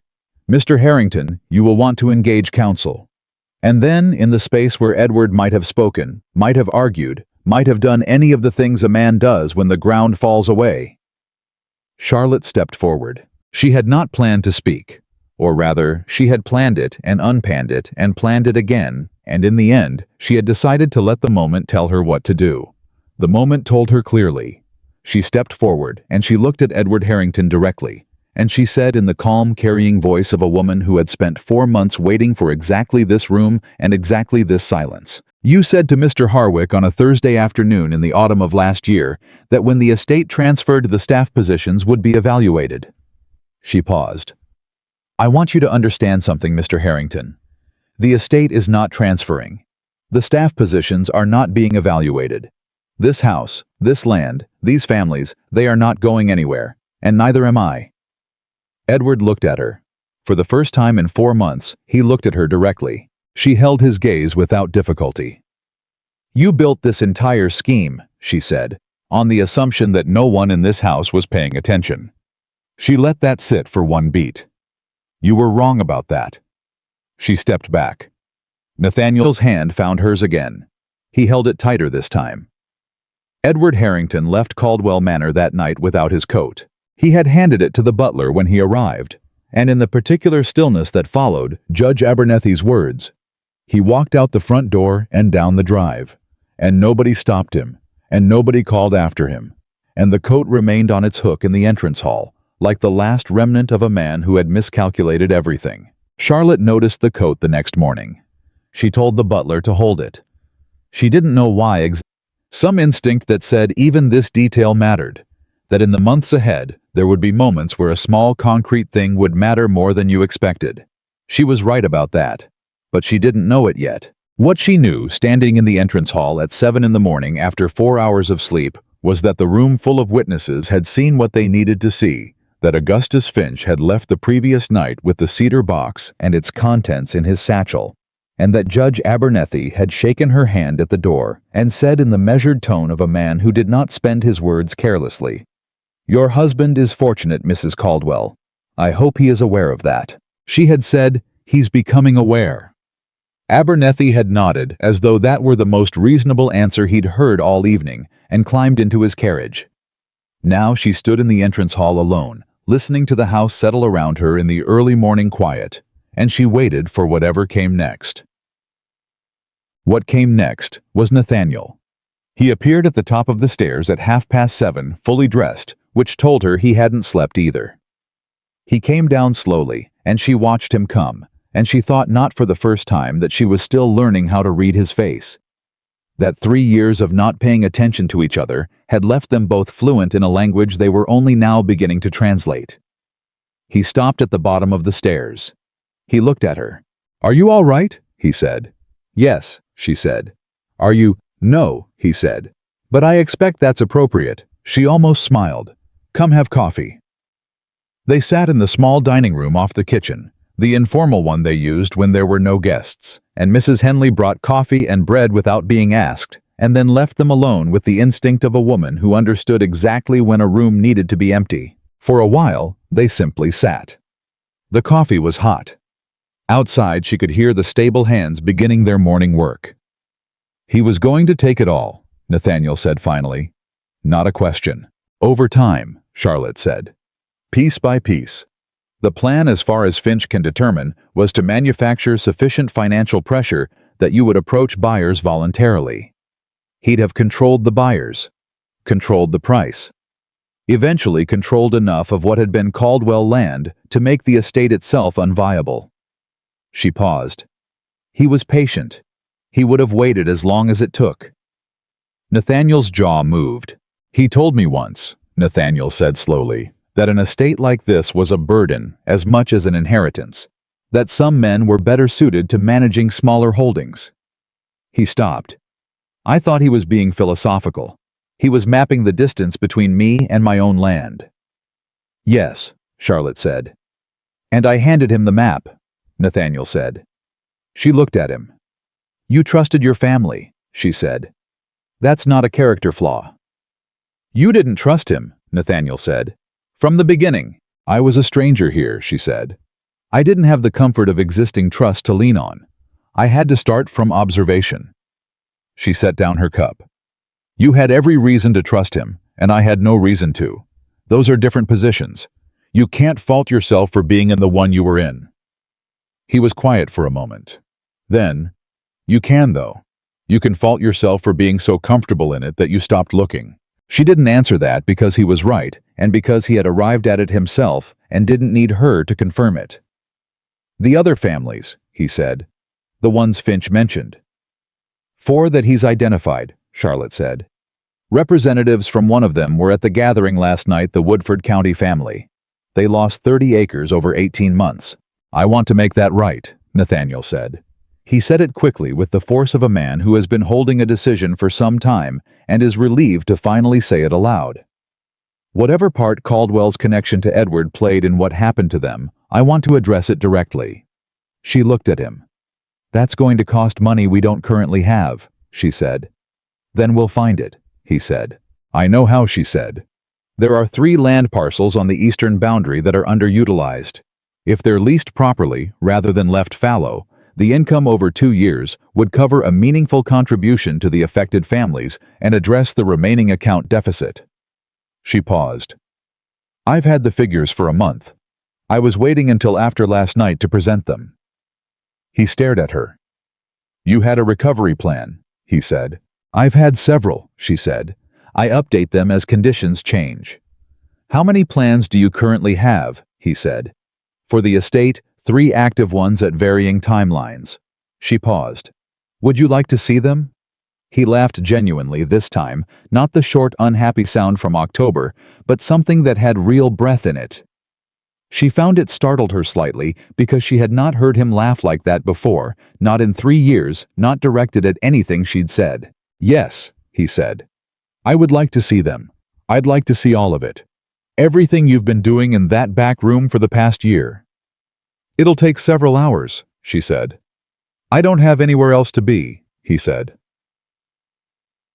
They spent the morning in the small back room. It was the first time Charlotte had shown anyone the full scope of what she'd assembled, not just the fraud documentation, not just the account ledgers, but the complete picture of the estate she had been building in her mind and on paper for the better part of a year.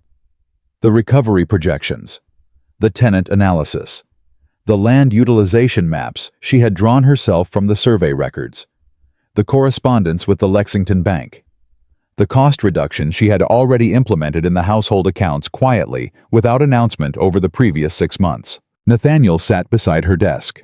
He read.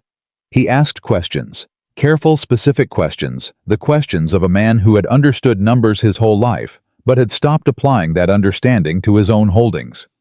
She answered each one. When his question revealed a gap in his knowledge, she filled it without making the filling of it feel like a lesson. When his question was sharp and accurate, she said so. By noon, he had read everything.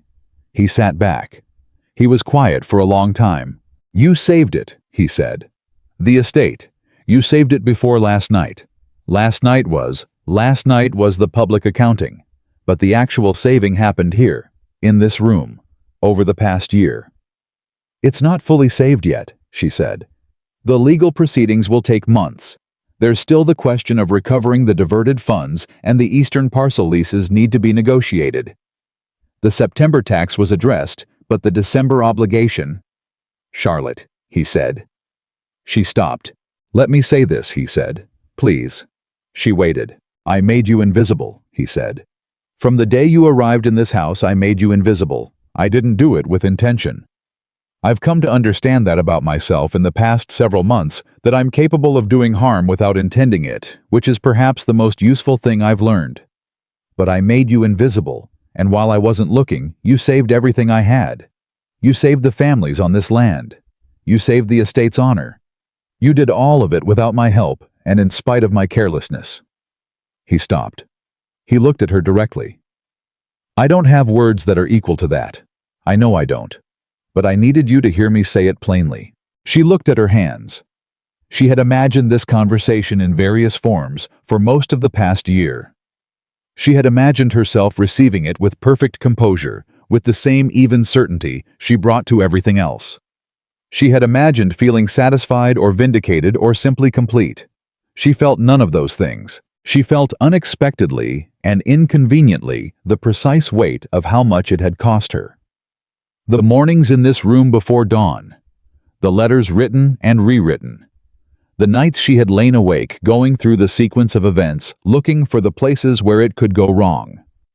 The dinner she had sat through while Edward smiled his careful smile, and she had held everything she knew very still inside her, and shown him nothing. She felt the weight of all of it, and she did not let it show on her face, and then she thought, why not? She had been not letting things show on her face for 3 years. She had been precise and composed and carefully controlled, and it had served her well, and she was not going to abandon it as a practice. But she had been in that room, in that marriage, in that silence alone for a very long time. "It was hard," she said. Just that. 2 words. But the way she said them, with none of the evening composure, none of the careful management, was different from the way she said most things, and she saw him hear the difference. "I know," he said. "You don't she said.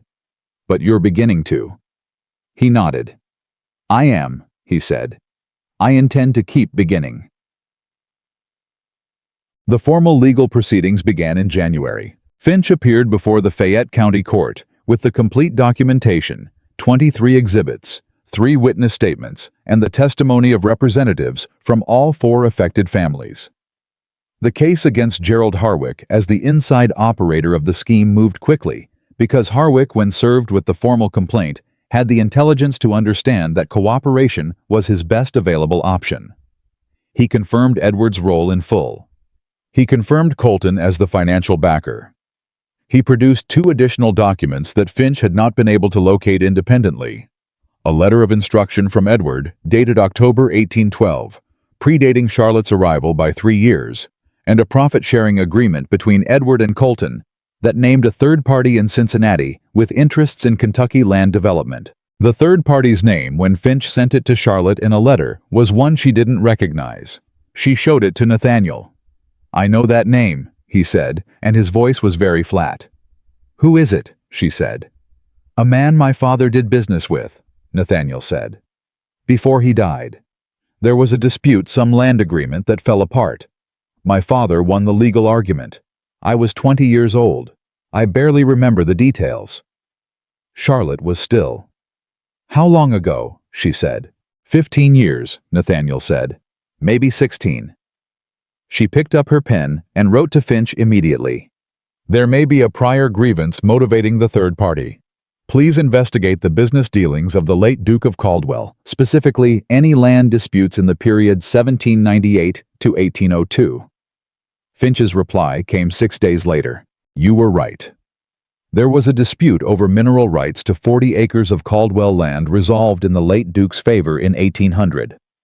The third party lost significantly. It appears this has been a long patience." Charlotte read the letter twice. She sat with it. 15 years. Someone had been waiting 15 years for the right conditions, the right inside man, the right moment to begin dismantling what the old Duke had won. They had found that moment in Edward Harrington's ambition and Gerald Harwick's corruptibility. And they had begun their work 3 years before Charlotte arrived, and they had very nearly succeeded. She thought about that for a long time. Then she thought about the small back room and the flower order that didn't add up, and Mrs. Henley's expression when Charlotte asked the right question for the first time. She thought about her father sitting her beside him at his desk when she was 11 years old and saying without sentiment, "The world will try to make you dependent on the arithmetic of others." 15 years of patience against one woman's attention. She folded Finch's letter and put it with the others. The court proceeding in February was the one she attended in person. Finch had not required her to. Her documentation was sufficient, and Mrs. Henley and Thomas gave their testimony directly. But Charlotte asked Nathaniel to take her, and he did without question, and they sat in the Fayette County Courthouse on a cold February morning, and she listened to the case assembled from the contents of her second ledger, read aloud in a public room by a man in a lawyer's coat. She listened to her own work. There was something she had not expected in that experience, not pride exactly, but something adjacent to it. The recognition that the thing she had built in private in the small hours of Kentucky summer mornings in a room nobody had ever thought to enter was real. It existed in the world now. It had a shape that other people could see. Harwick entered a guilty plea. The judge ordered the recovery of the diverted funds from his personal assets, which were modest, and the voiding of the land transfers under the fraudulent pricing agreements. Edward's proceeding was separate and scheduled for March. Colton in Cincinnati had already engaged a team of lawyers and was by all accounts preparing a vigorous defense. The third party had not yet been formally charged. Finch was still building that element of the case carefully in the way he built everything. Walking out of the courthouse, Charlotte felt Nathaniel's hand at her elbow, steadying present. Not the reflexive social gesture of a man performing husbandly duty, but something else, something with actual attention in it. She looked at him. "Thank you for coming," she said. "I should have been paying this kind of attention from the beginning," he said. "The least I can do is pay it now." "Yes," she said. "That is the least you can do." He looked at her. Something that might have been a smile moved in his expression. "You're not going to make this easy for me," he said. "No," she said. "I'm not." "Good," he said quietly. "I'd be suspicious if you did." March arrived, and with it Edward's proceeding, and with it the thing Charlotte had not planned for. She found out about it the morning of the hearing when a letter arrived from Finch marked urgent, and she opened it at the breakfast table and read it and set it down and sat very still. Edward had engaged his own lawyer, a man from Louisville named Prescott, with a reputation for finding the particular angle that changed a room. And Prescott had found his angle. He was not disputing the fraud itself. Harwick's testimony made that untenable.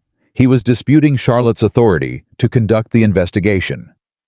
Specifically, he was arguing that the documentation she had compiled, the household correspondence, the bank statements, the lease records, had been gathered without the legal authorization of the estate's owner and was therefore inadmissible. He was arguing in precise legal language that a wife did not constitute an authorized agent of her husband's estate without explicit documented consent, predating the investigation. The 7-line letter. Charlotte's mind went to it immediately. The 7-line letter Nathaniel had written her in August, authorizing her to act on behalf of the estate. But Prescott had anticipated that.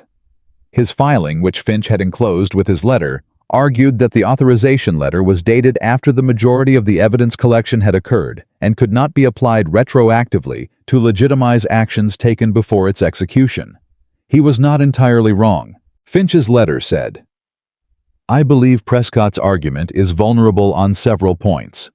However, I cannot guarantee the outcome without additional documentation demonstrating your standing prior to August. Is there anything in the estate records, any letter, any instruction, any document signed by the Duke, acknowledging your role in household financial management before that date that we could present to counter this?" Charlotte folded the letter. She looked at Nathaniel across the table. He had seen her expression change and was watching her.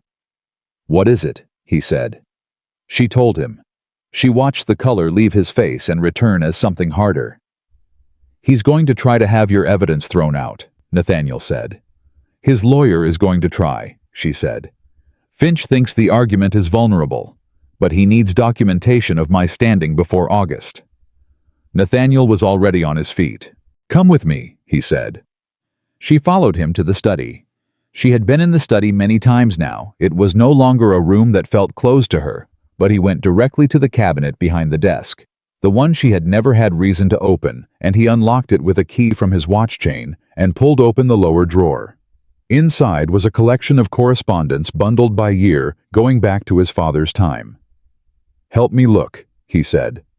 "What are we looking for?" she said. "Any letter," he said. "Any document, anything I wrote or signed that acknowledged you were managing accounts. Even a reference, even something passing." He was pulling bundles out as he spoke, his hands moving with the controlled urgency of a man who has decided that speed matters more than dignity. "There was a letter to my solicitor in Richmond in the first year when we were establishing the household accounts. I wrote something that mentioned you were managing the household finances. If I still have it." He found it 20 minutes later, near the bottom of the 1812 bundle. A letter to his Richmond solicitor dated November of that year, 6 months after Charlotte had arrived, in which Nathaniel had noted in a brief parenthetical that had clearly not seemed important to him at the time that "My wife Charlotte is managing the household financial accounts directly and is to be treated as the authorizing party for any requests pertaining to same." She read it. She read it again.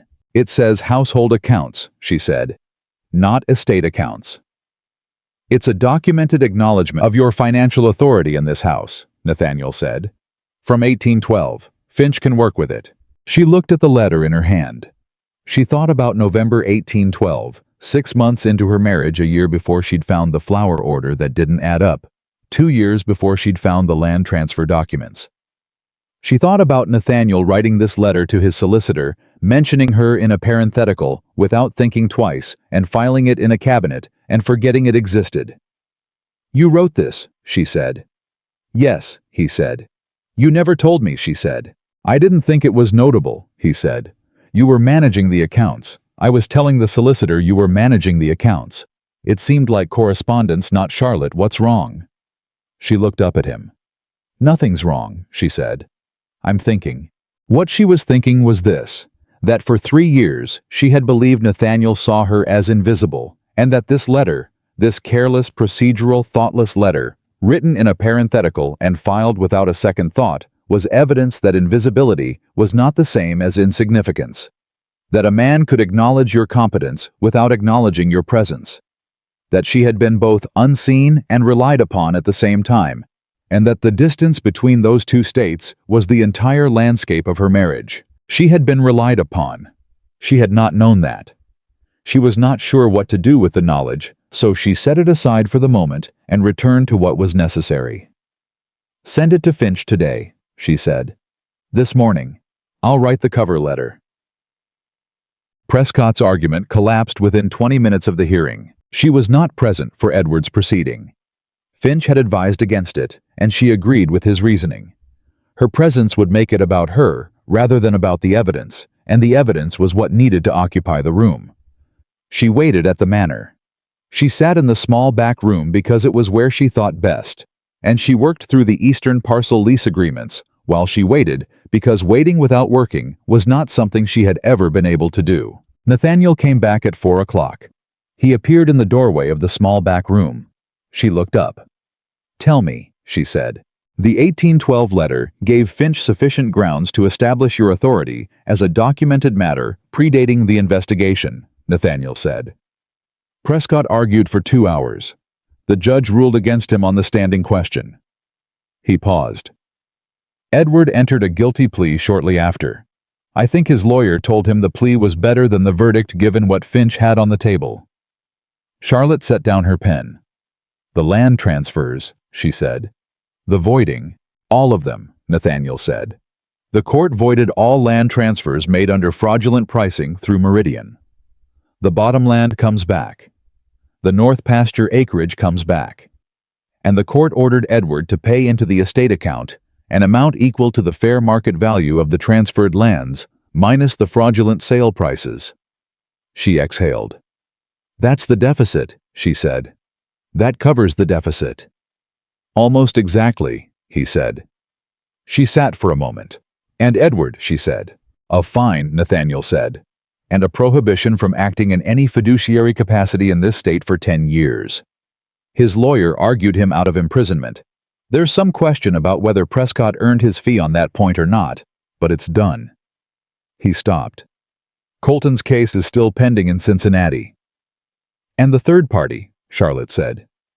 "Finch is still working on it," Nathaniel said. "He says it may take another year." She nodded. She looked at the lease agreements on her desk. She looked at the second ledger, which had grown over the past 8 months from a single volume into 3, the spines labeled in her clear, deliberate hand. "It's over," she said. "It's over," Nathaniel said. She picked up her pen. She put it down again. "Nathaniel," she said. "Yes. I need to tell you something," she said. "Something I've been holding back because the timing wasn't right, and because I wasn't sure how to say it without it sounding like a condition or an ultimatum. It's neither of those things. It's just accurate." He came into the room. He sat in the chair by the window, his chair now really over these months. He looked at her. "I have not been happy," she said. "I don't mean in the last year, though. The last year has been the hardest of my life. I mean in this marriage, in this house. I came here willing to try, and I spent 3 years in a room, nobody open doing work, nobody saw for a household that didn't know I was holding it together." She held his gaze. "I'm not telling you this to wound you. I'm telling you because I think if we're going to do something different, you need to know what we're doing it from." I was very still. "I know," he said. "I need to know you know," she said. "Not as an abstract understanding. As a fact you carry forward." "I carry it," he said. "I'll carry it as long as you need me to." She looked at him for a long moment. This man who had written her into a parenthetical and forgotten she existed, and handed a fraudster the keys to everything, and still managed in the end to hold her hand in a room full of witnesses and mean it. She did not forgive him in that moment. Forgiveness was not a single moment. She knew that much. It was a practice slow and imperfect and requiring maintenance like accounts. But she thought, "We can start from here. The Eastern parcel leases," she said. "I'd like to go over them with you this week." "Yes," he said. "And the tenant agreements," she said. "The spring renewals need to be handled properly this time. I want you there when we meet with the families." "I'll be there," he said. "And I want a proper office," she said. "Not this back room. An office with a window on the right side of the house and a door that doesn't stick." Something moved in his face. Not amusement exactly, but something warmer than she'd seen before, something that had room in it. "The east study," he said. "It gets the morning light." "I know," she said. "I've been wanting it for a year." "It's yours," he said. "It's been yours. I just didn't know it." She picked up her pen. "You know it now," she said. The east study had a window that caught the morning light the way Charlotte had always known it would. She had moved into it the first week of March, 2 days after Edward's hearing, and in the weeks that followed, she learned the particular quality of that light, how it arrived early and stayed long, how it made the paper on her desk look cream-colored and warm, how it changed in the afternoon into something softer that was good for the work that required patience rather than precision. She worked well in that room. She had always worked well. But there was something different now about working in a room that had a door. People knocked on a door that opened regularly, a door through which Nathaniel appeared at least once a day, sometimes with a question about the tenant agreements, sometimes with a letter from Finch, sometimes with nothing in particular, just standing in the doorway with the look of a man reminding himself that she was there. She let him remind himself. She thought it was probably necessary, this practice of his, this daily deliberate noticing. She did not mistake it for the ease that came from years of genuine attention. She knew the difference, but she also knew that effort sustained long enough became habit, and habit over time became a kind of truth. She was willing to give it time. What she was not expecting in the middle of March, with the spring coming in, and the eastern parcel leases signed, and the account deficit closed, and the land returned to the estate rolls, was to find herself sitting in the east study at 6 in the morning, holding a piece of information she did not immediately know what to do with. She sat with it for a long time. Then she got up, and she went looking for Nathaniel. Howe was in the stable, as he often was at that hour, talking to Thomas about the spring pasture rotation. She stood in the stable door, and he saw her immediately. That was new, the immediacy of it, the way his attention came to her before she'd said a word, and something in her face told him this was not a question about lease agreements. "Thomas," he said without looking away from her, "give us a moment." Thomas tipped his hat and walked to the far end of the stable with the practiced discretion of a man who had seen the shape of this household change over the past several months and approved of the direction. Nathaniel crossed to her. He stopped an arm's length away. His eyes were reading her expression with the focused attention he brought to things. Now the attention that was still sometimes effortful, and was therefore, she thought, more honest than ease would have been. "Charlotte," he said. "I'm with child," she said. The silence lasted exactly 2 seconds. Then something happened in his face that she had never seen there before. Not in 3 years of dinners and corridors, and the careful negotiation of a marriage, neither of them had known how to inhabit. It moved through him the way weather moves, fast and total, and restructuring everything it touched. He reached out and took both her hands in his. He held them. He did not say anything immediately, and she was glad of that, because what he did instead was simply hold her hands and look at her. And the looking was the thing, that full, unobstructed, present attention she had been waiting 3 years to receive. "When?" he said finally. "August, I think," she said. "I'll need the doctor to confirm." He nodded. His hands tightened slightly on hers. "Are you all right?" he said. "Yes," she said. I'm well. I'm surprised, but I'm well." "Are you frightened?" he said. She looked at him. The question surprised her, not because it was wrong, but because it was exactly right, because it was the question she had been turning over since 6 o'clock that morning, and the fact that he had found it without prompting told her something she filed away carefully.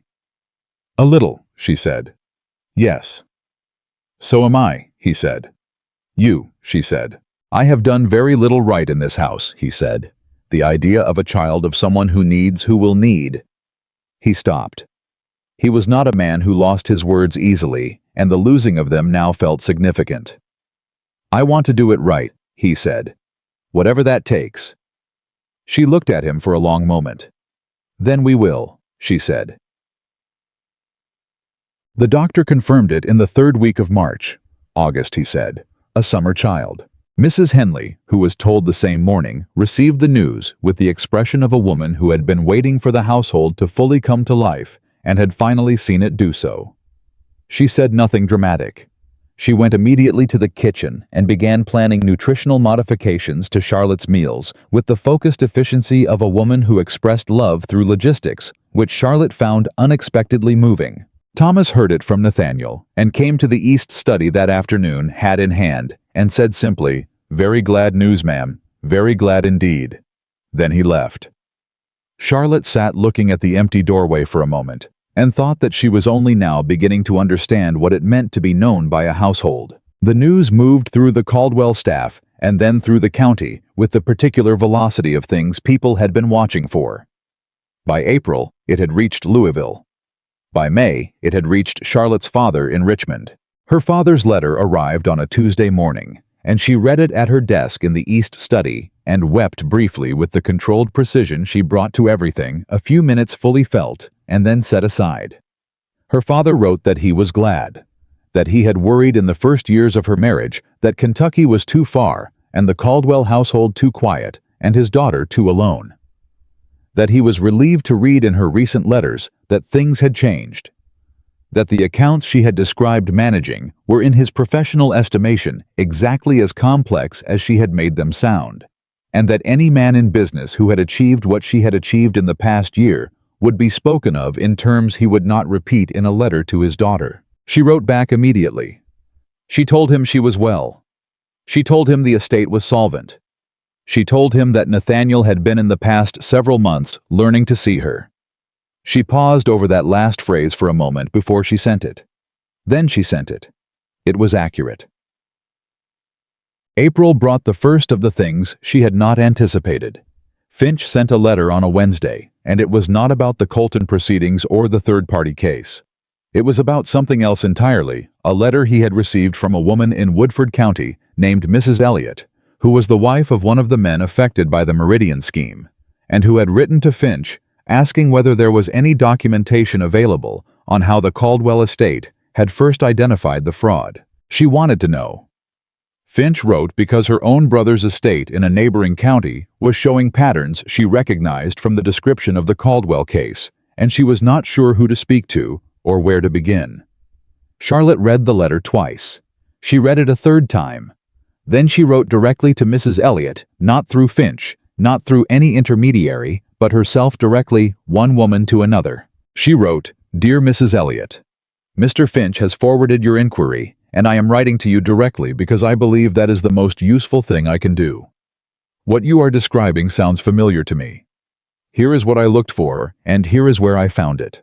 Please write back with what you have, and I will tell you where to look next." She enclosed 4 pages of specific guidance, the document types, the comparison methodology, the questions to ask the tenant farmers, the approach to the bank records. She wrote it in the clear instructional voice her father had used when he taught her, the voice of someone who respects the person they're teaching enough to be direct. She sent it without telling Nathaniel. Then she told him at dinner. "A woman in Woodford County," he said. "Her brother's estate," Charlotte said. "The patterns match." He was quiet for a moment. "You wrote to her directly," he said. "Yes," she said. "Was that wrong?" "No," he said. "No, I just—" He stopped. "I'm thinking about the 4 families Finch identified, and your letter to this woman's brother, and whether there are others." "Almost certainly," Charlotte said. He looked at her.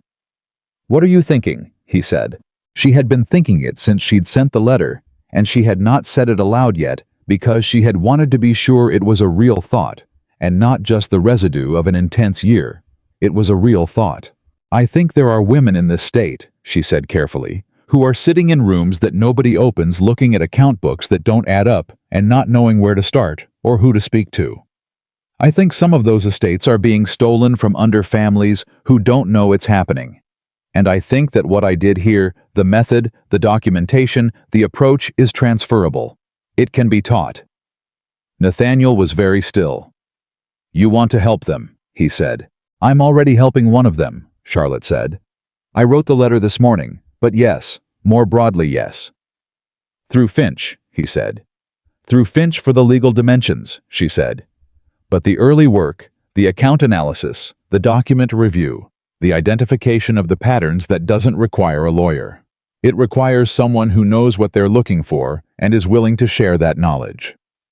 Someone like you, he said. Someone like me, she said. Or women I could teach. The silence between them was the kind that had weight in it, not uncomfortable weight, but the weight of something real, being considered by someone who was taking it seriously. You've been thinking about this for a while, he said. Since January, she said. I didn't raise it because there was too much still unfinished. And now, he said. Now the estate is solvent, she said. The legal proceedings are in Finch's hands. The eastern parcels are leased. The tenant agreements are in order. She paused. I have time. He looked at her across the dinner table. He looked at her the way he had been learning to look at her, with the full presence she had not known he was capable of, that had arrived in these months, like something that had always been there waiting to be allowed out. I think, he said slowly, that what you're describing could help a great many people. Yes, she said. I think so too. Then we'll do it, he said, simply, as though it were obvious. She looked at him. Just like that, she said. Charlotte, he said. And something in the way he said her name had changed, not the word, but the quality of it, the way it landed. You identified a 15-year conspiracy with a household ledger and 3 months of careful reading. You protected this estate, these families, and this land against a scheme that had been running since before you arrived. You did all of that without my support, and in spite of my obliviousness. He stopped. Whatever you want to do next, I intend to support it with every resource I have. If that's what you want, you have it. Say the word. She said, I want an office in Lexington, small, practical, close to Finch's building. He said, done. She said, and I want it in my name. He held her gaze. Done, he said again. The twist came in May, and it came from the direction she had least expected. A letter arrived addressed to Charlotte personally, not to the Duke, not to the estate, from a man in Cincinnati named Prewitt, who identified himself as a lawyer, acting on behalf of a client who wished to remain unnamed. The letter was brief. It said, my client has information relevant to the Meridian Land Holdings matter that has not yet been disclosed in any legal proceeding.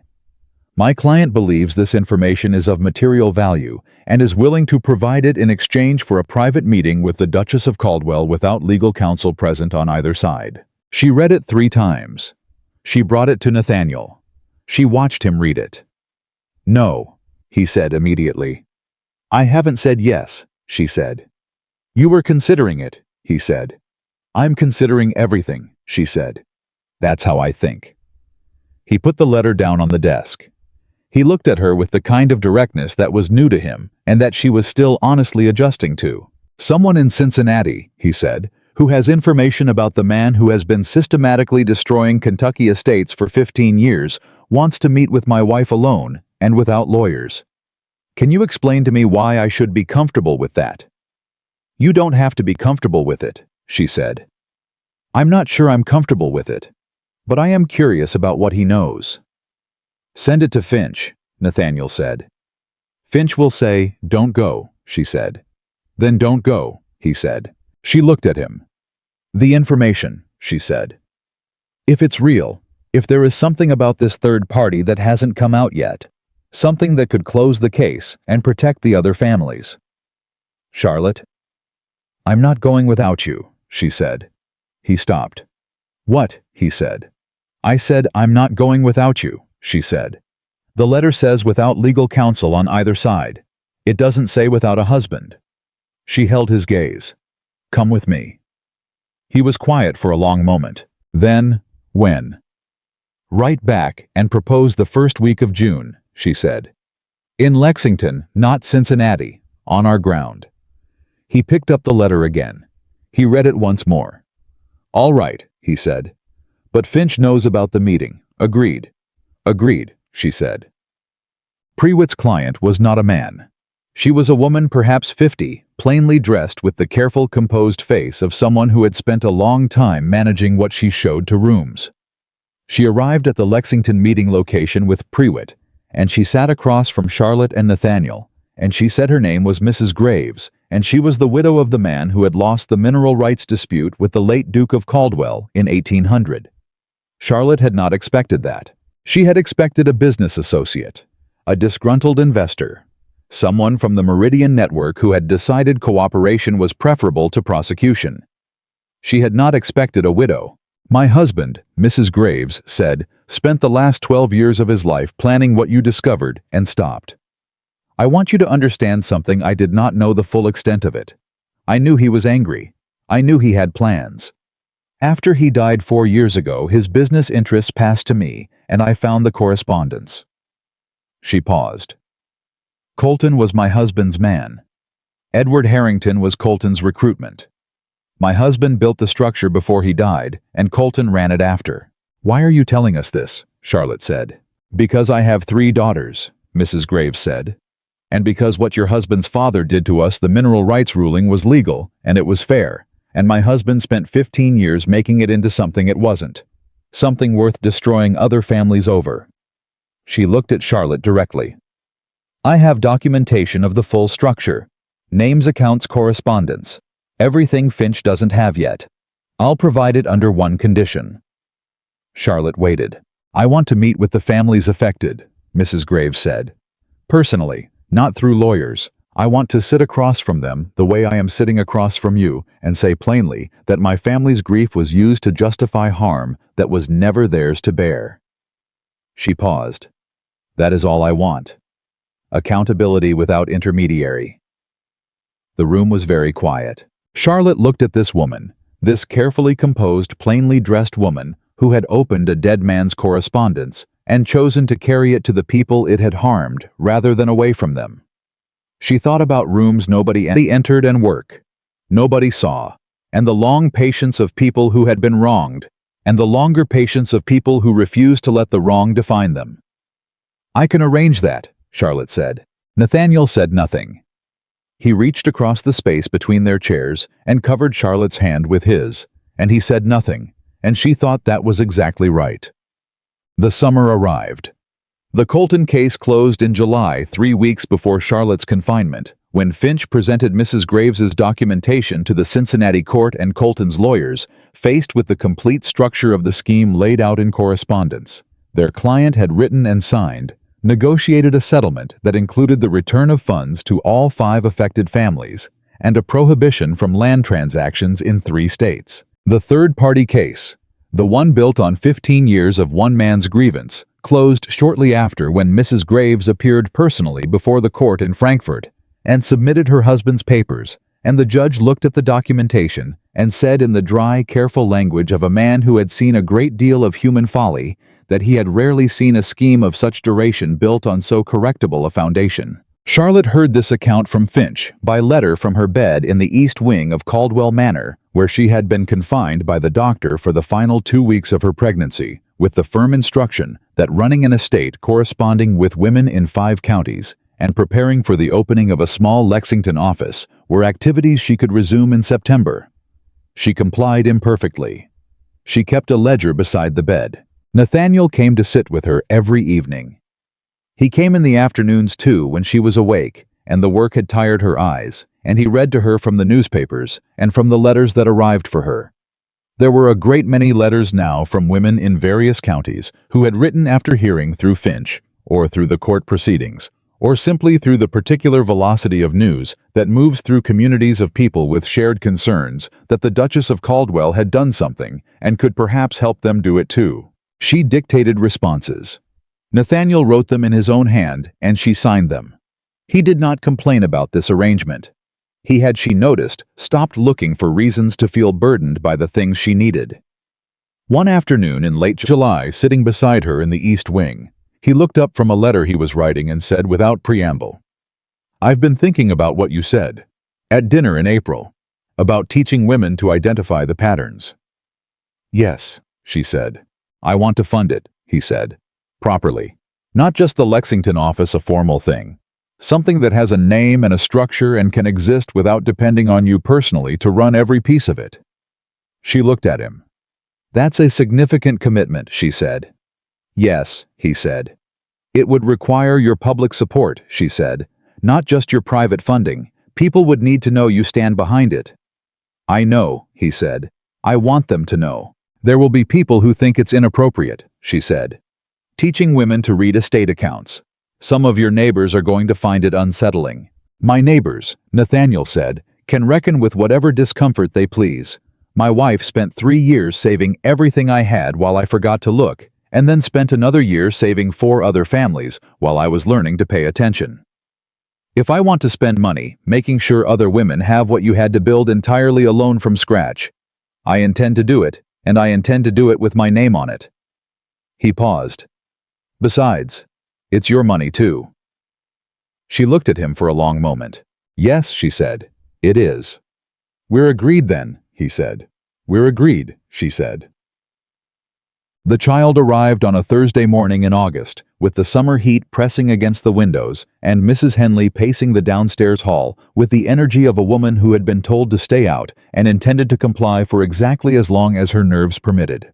It was a girl. Nathaniel was brought in 20 minutes after, and he came through the door with the particular stillness of a man who has been holding himself together in a corridor and has now reached the place where it's no longer necessary.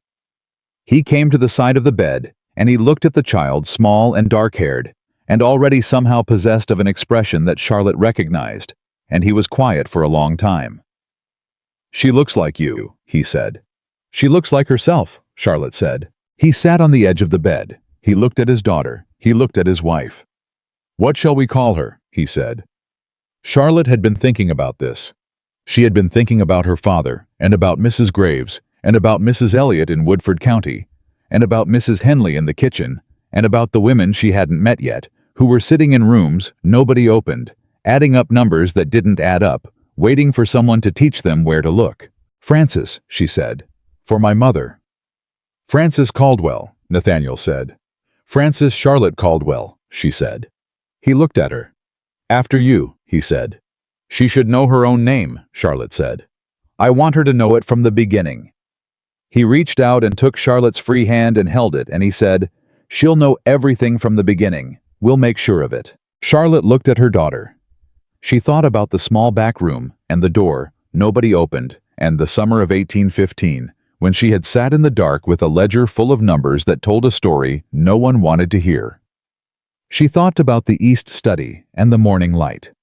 She thought about a 7-line letter, and a parenthetical in a solicitor's correspondence, and a cedar box with a good lock, and Augustus Finch saying not nothing over his spectacles. She thought about all the distance between who she had been when she arrived in this house and who she was now, and she thought I was always this person. I was always this person, and this house did not know it, and neither did the man in it, and I spent 3 years proving it to both of them. And here now on this Thursday morning in August, with her daughter in her arms, and her husband's hand in hers, and her name on an office in Lexington, and work enough for 10 years spread across her desk in the East study. Here was the proof complete and undeniable and entirely her own. She was not the woman he forgot. She was the woman who made certain no one, not her husband, not her county, not her daughter, not a single woman in 5 counties who needed to know where to look, would have cause to forget her again. Caldwell Manor was not the cold and quiet house it had been.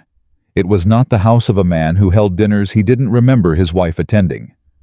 It was not the house of a scheme that had been running for 15 years in the dark.